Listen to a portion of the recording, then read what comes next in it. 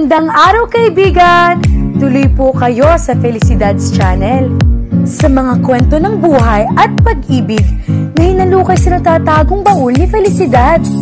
Pero bago po tayo magpatuloy, huwag niyo pong kalilimutan na i-like ang video, i-subscribe ang channel, at i-click ang notification bell para lagi kayong updated sa mga parating pa na upload.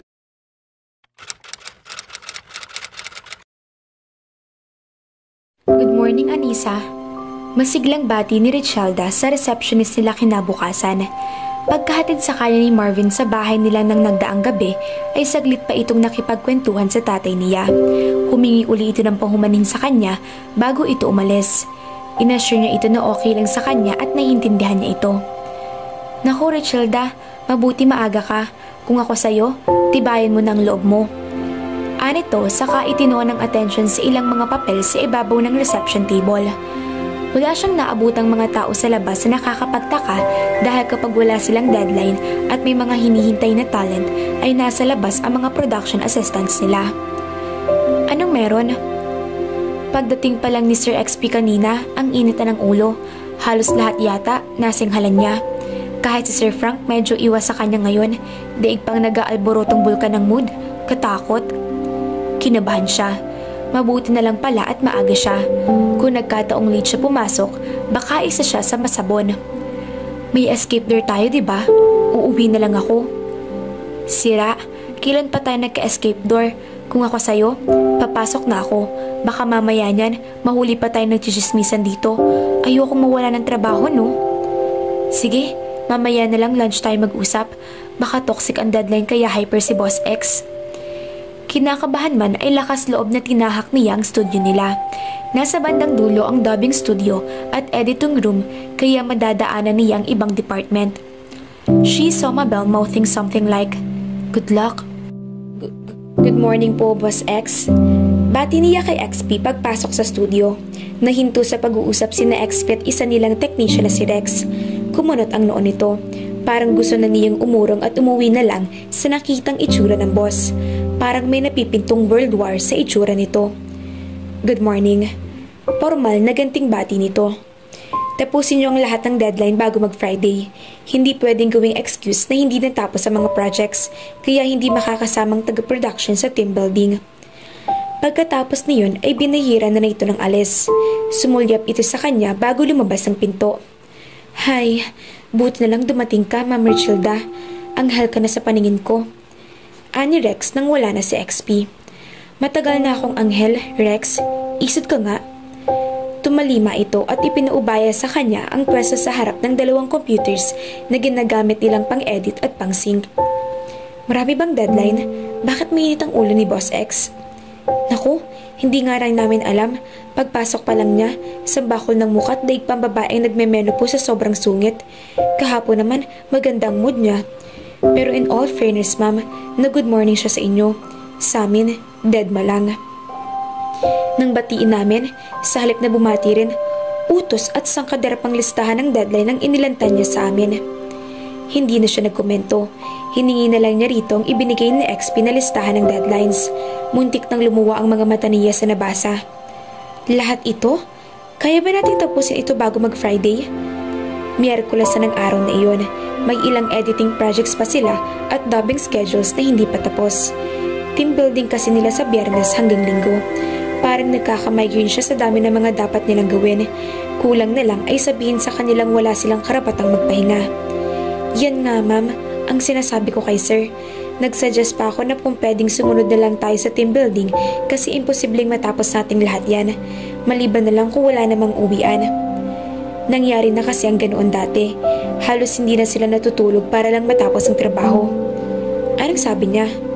Mukhang kailangan niyang kausapin si XP dahil imposible talagang gusto nitong mangyari. Narinig niyo naman, ma'am, kailangan daw na lahat kasama. Tumangutang mo siya. Umpisahan na natin. Kakausapin ko rin mamaya ang bulkan kapag medyo humapa na ang paglabas ng lava. Pero ihanda niyo na rin ang katawan ninyo. Sasabak tayo sa gera. Nagpupuyos ang kalooban ni Richelda nang malamang sa ibang department ay nagawa ng paraan na na-move ang deadline. Pero sa kanila ay tila hindi ginawa ng paraan ni XP. Ang buong akala pa naman niya ay in good terms sa sila pagkatapos silang sabay na kumain at ihatid siya nito sa bahay nila. Nakasabay niya sa paglalakad si Mabel patungo sa opisina ni SP. May hawak itong folders at akmang papasok na rin sa opisina ng asawa nito na kanunog lang ng kay XP. Natigil ito sa paglalakad at binalingan siya. Sinong kaaway mo? Kanina lang masaya ka, ngayon para kang mag-aamok. May aawayin talaga ako dahil gusto yata kaming patayin sa production. Nga pala, sasama ka sa Friday? Hindi pa ako sigurado. Malamang baka sumunod na lang kami ni Frank. Gusto muna niyang makisiguro na safe sa akin magbiyahe ng malayo. Ito na nga yung itinerary ng team building. Hiningi niya para daw may mga mapagkaabalahan siya habang mainit pang ulo ng boss mo. Naalala uli niya ang dahilan ng pagsugot niya roon kaya muling nabuhay ang inis sa dibdib. Naku, mamaya na tayo mag-usap. Kailangan ko munang puntahan ang taong papatay sa amin. Natawa ito sa sinabi niya bago ito pumasok sa opisina ng asawa nito. Humugot muna siya ng isang malalim na hininga bago kumatok ng 3 beses sa opisina ni XP. Nang marinig niya na pinatutuloy na siya ay pumasok na siya. Yes, Miss Makatangay? Formal na tanong nito. Pinaupo siya nito sa isa sa mga visitor's chair na nasa harap ng mesa nito. Mainit ng ulo nito. Bigla ay naging Miss Makatangay siya dito, gayong parang kailan lang ay nagalit ito nang pupuin niya ito at tawagin boss.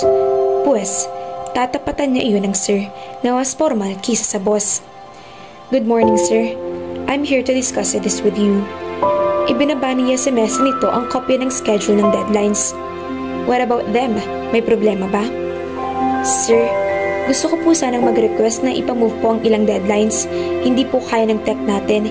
Kung ipipilit po natin ang schedule na ito, malamang po sa team building, lantang gulay na po kaming lahat. O kung gusto niyo naman po, there's another option. Susunod na lang po kami sa Batangas. Later than expected nga lang po. Paliwanag niya na sadyang tatagtarin ng po ang bawat sentence niya.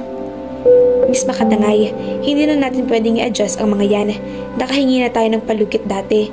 Kapag humingi pa ulit tayo ng palugit sa clients natin, baka mawala na sila ng tiwala sa efficiency natin. Besides, kahapon pa ng umaga dumating ang ilang episodes dyan. Kung pumasok ka sana kahapon, nagawa na iyan ang paraan ng mas maaga. Sumbat nito. Nagulat siya sa sinabi. Nag-text siya rito at nagpaalam na hindi siya makakapasok. Mabilis pa nga ito nag-reply with matching taker. Pagkatapos ngayon, bigla siyang titirahan ito ng ganoon.